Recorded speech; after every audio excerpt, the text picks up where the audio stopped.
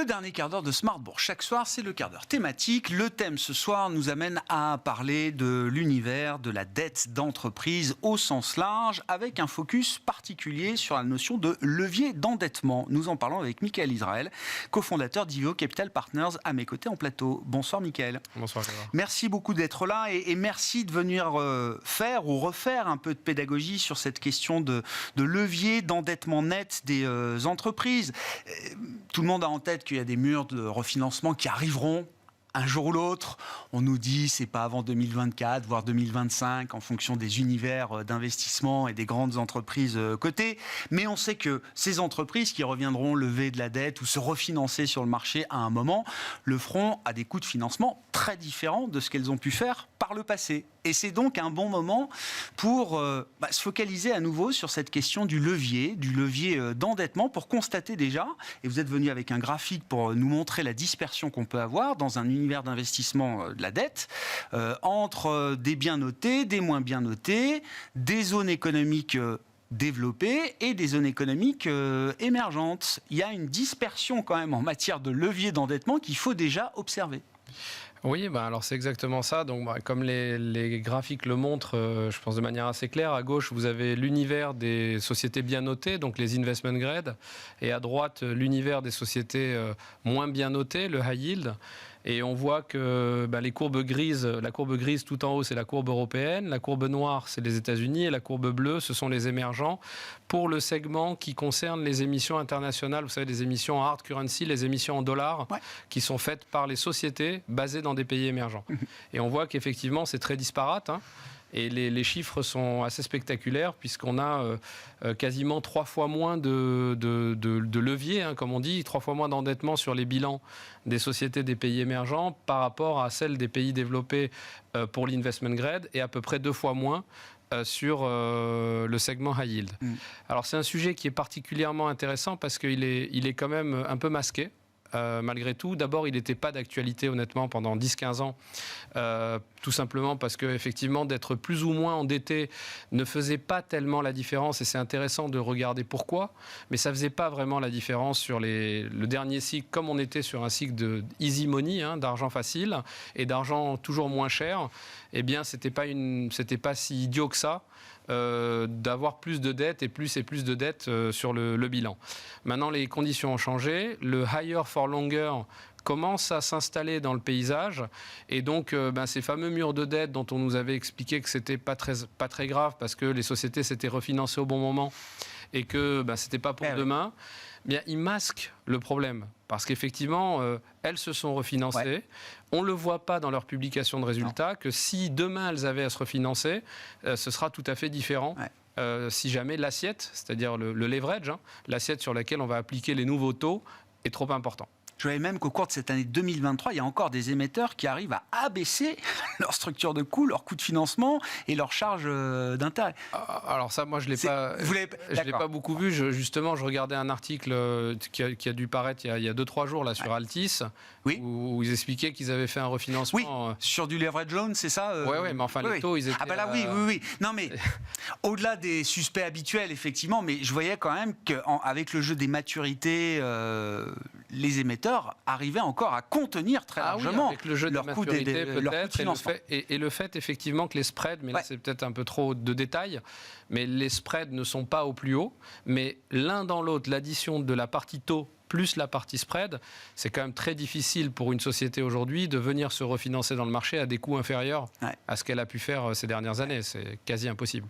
Vous dites que le sujet est masqué, et pour ça vous êtes venu aussi là avec un cas pratique très éclairant, c'est-à-dire 2 sociétés, alors dans 2 univers différents, puisqu'on a une société européenne, une société émergente, dans le segment high yield du marché, au rendement, même EBITDA, mais un levier différent. Vous disiez jusqu'à présent, ça ne changeait pas grand-chose dans la structure et dans le bilan de l'entreprise. Voilà, c'est un petit peu l'exercice du cas ici, c'est de remettre un peu des chiffres, parce qu'effectivement, comme on ne le voit pas, alors on repousse un peu cette idée derrière nous, mais si vous regardez 2 sociétés qui feraient 100 millions d'EBITDA, et puis on a tout simplement repris les chiffres des leverages, enfin des niveaux d'endettement que vous avez vus juste avant. C'est ça. Et vous dites, une société qui fait 100 millions d'euros d'EBITDA et qui aurait pu avoir la possibilité de se leverager jusqu'à 4,5 fois son EBITDA, comme c'était le cas dans la zone européenne, par exemple, aurait sur son bilan, a priori, de l'ordre de 450 millions d'euros de dette. Si vous regardez les hypothèses, on va descendre tout en bas directement. Au début, les deux sociétés, vous en avez une qui a 2 fois EBITDA de leverage, donc 200 millions. Vous voyez qu'elles ne font pas tellement de différence en free cash flow. Ouais. Jusqu'à maintenant, ça ne faisait pas la différence. Pour le même EBITDA, même si vous étiez 2 fois plus leveragé, vous génériez à peu près le même free cash flow. Si vous remettez maintenant les nouveaux inputs et vous mettez les nouveaux coûts de la dette dans chacune des zones géographiques, on voit que la différence se fait, elle est même significative. Vous avez dans un cas 56% de baisse du free cash flow et dans un autre cas une baisse de 22%. Et ça, c'est juste l'effet de l'assiette. Mais encore une fois, jusqu'à maintenant, on ne l'a pas vu. D'ailleurs, on ne l'a pas vu non plus sur les taux de défaut. Je veux dire, si on regarde le taux de défaut historique des 10 dernières années, ou 15 dernières années sur l'Europe, il est très faible. Pour cause, on pouvait s'endetter plus parce que l'assiette pouvait grossir, parce que le taux baissait. Mais là, ce n'est plus le cas. Et voilà, on pense que c'est un sujet vraiment qu'il faudrait regarder de plus près. Donc, dette nette sur EBITDA, c'est ça la définition consensuelle du levier. Ça veut dire que dans cette séquence devant nous, de refinancement ou de matérialisation effectivement du risque du coût de financement pour ces entreprises, il va falloir être très attentif à la marge d'EBITDA, c'est ça oui, c'est dans Mickaël, ça va être la protection. Je pense que c'est vraiment un des critères pour se protéger. Donc il y a le premier critère, c'est de regarder où on en est des effets de levier. Est-ce qu'on a des sociétés endettées ou pas? D'ailleurs, vous voyez, j'entends beaucoup, il y a des questions sur pourquoi les small caps en equity ne remontent pas, etc. Si vous regardez, moi je connais plus le marché US, si vous prenez le Russell 2000 par exemple, c'est là où il y a du leverage, c'est pas sur le S&P. Donc effectivement, quand vous avez des sociétés qui rentrent dans ce cycle avec de la dette sur leur bilan en assiette, vous remettez ce qu'on vient de faire, les taux dessus, et vous allez voir qu'elles vont travailler quand même plus pour les créanciers que pour les actionnaires, si on compare avec le cycle qui vient de s'écouler. Et donc, il y a 2 choses à regarder. L'assiette, très important. Et deuxième chose, c'est effectivement ces notions de marge EBITDA. Parce que ce n'est pas du tout pareil d'être une société qui est endettée, certes, mais qui a des marges EBITDA très importantes et qui peut encaisser un ralentissement, voire un retournement de cycle, et une société qui est notamment endettée et en plus travaille avec des marges EBITDA très faibles. Parce que là, les problèmes peuvent arriver très vite, très fort. Là aussi, vous avez fait l'exercice. Alors, on n'a pas le graphique, je crois, mais pour une baisse de 10 millions de revenus, l'impact financier avec des coûts de financement plus élevés est très différent pour une entreprise qui fait une marge de 10% et une qui fait 60 ou 50% de marge. Oui, et surtout, si on regarde comment est constituée sa marge, cette fameuse marge, qu'elle fasse 10% ou 60%, j'allais dire, ce qui est important aussi, c'est est-ce qu'elle fait sa marge avec des coûts fixes ou elle fait sa marge avec des coûts variables. Mais ce que je peux vous dire, c'est que de toute façon, si vous avez peu de marge, une baisse de 5% des revenus ou de 10% des revenus peut représenter 50% de baisse de votre EBITDA. Évidemment, quand vous avez des sociétés qui font des marges EBITDA importantes, vous êtes protégé contre ce retournement de cycle. C'est des sujets très micros qui, d'après nous, sont vraiment pas tellement regardés parce qu'ils n'étaient pas un problème jusqu'à aujourd'hui. Et ce qu'on voit, c'est que depuis que ce higher for longer est en train de s'installer un peu dans les esprits, je rappelle encore qu'il y a quelques mois, on n'y était pas encore dans le higher for longer. On espérait le pivot de la Fed. De l'été, que ça s'est matérialisé. Vous vous souvenez, Bien sûr. Le pivot de la Fed, etc. Là, il commence à y avoir des annonces de résultats. Les publications, il n'y avait pas non plus de problème parce que tout le monde avait pu augmenter ses ventes, passer ses coûts d'inflation, etc. Bon, il y a un petit peu plus de tension sur les revenus. On ne vend pas finalement autant que... Et derrière, les coûts de financement, c'est peut-être pas si loin que ça. Le moment, il va falloir se poser la question, d'autant que les sociétés ne se refinancent pas. Ce n'est pas vrai non plus de dire que si elles ont des dettes en 2025, elles vont commencer à s'en inquiéter en 2025. Oui, très clair. Ça se fait un petit peu avant.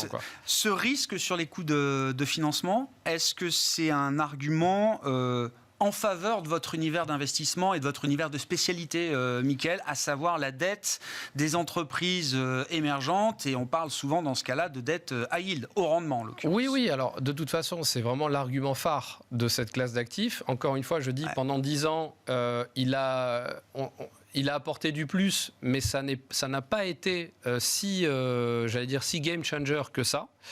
Mais là, le contexte nous signale en tout cas qu'il y a tout pour que ça devienne un vrai sujet de différenciation. Rentrer dans ce cycle avec des taux d'intérêt plus élevés, peut-être pour plus longtemps, et moins de levier et les plus hautes marges EBITDA, parce que c'est souvent dans cet univers d'investissement qu'il y a des hautes marges EBITDA. Parce que c'est des secteurs différents qui sont représentés, notamment dans les indices et par les émetteurs. Oui, vous avez raison, les infrastructures, les choses comme ça, ce sont des secteurs qu'on retrouve peu, qu'on retrouve énormément dans les émergents et peu dans les développés. Dans les développés, à contrario, vous allez retrouver beaucoup de retail, qui sont des marges EBITDA beaucoup plus serrées. Donc voilà, il y a la constitution même de l'univers qui fait qu'on retrouve plus ces sociétés-là. Alors, ça ne veut pas dire qu'elles n'ont pas d'autres risques, il y a tous les risques géopolitiques, etc. Mais c'est vraiment sur le risque micro. On peut travailler de manière plus à l'aise sur ces émetteurs-là parce qu'elles n'ont pas tout simplement ces contraintes de levier au moment de rentrer dans ce changement de cycle. Est-ce que vous avez une idée ou une perception du moment où ce sujet pourrait à nouveau se révéler dans un calendrier devant nous alors on a quand même l'impression qu'il est en train.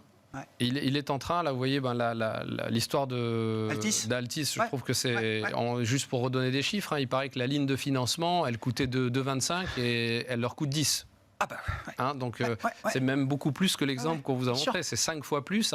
C'est ça. Donc je pense que le sujet est en train de venir. Si les publications de résultats, je vous ai entendu parler sur l'émission précédente d'LVMH et tout ça, si des publications de résultats montrent aussi que finalement les arbres ne montent pas au ciel sur les ventes, sur la capacité à augmenter ses prix, etc., on pourrait tout de suite avoir un sujet.